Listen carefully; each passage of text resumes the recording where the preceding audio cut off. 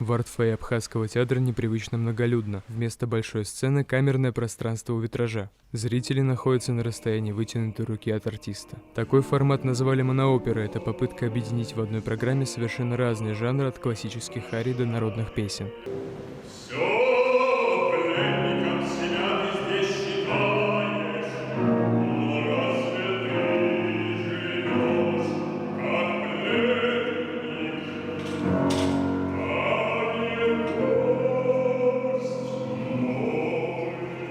Программа вечера получилась насыщенной. В исполнении Алхаса Ферсбе прозвучали произведения Бородина, Чайковского и Карла Орфа, а также романсы Метнера и Шереметьева на стихи Пушкина и Некрасова. Несмотря на то, что для слушателя все звучит легко, за каждым номером стоят месяцы кропотливой работы. Нужно делать долго, прям годами даже, я бы сказала, потому что арии очень сложные, романсы нелегкие, программа достаточно сложная.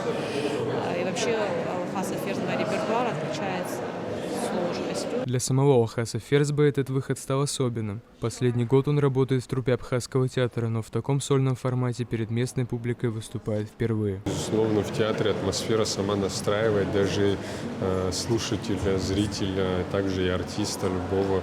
И тем более уже так как уже почти год работаю здесь, в этом театре, и выходить уже петь как оперный певец.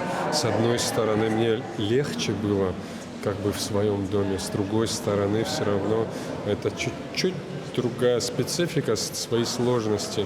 Но так как это все взаимосвязано, все рядом, наоборот, дает больше воли и свободы, и легко это все прошло. Особое место в концерте отвели абхазским композиторам Василию Царгуш и Константину Ченгеле. Лирическим акцентом вечера стала элегия Рахманинова в сольном исполнении Астанды Джикерба. Слушатели отмечают, такой формат позволил по-настоящему почувствовать возможности оперного голоса в живом исполнении. Нас поразило с мужем его глубокий голос, диапазон и артистизм. Мы в восторге.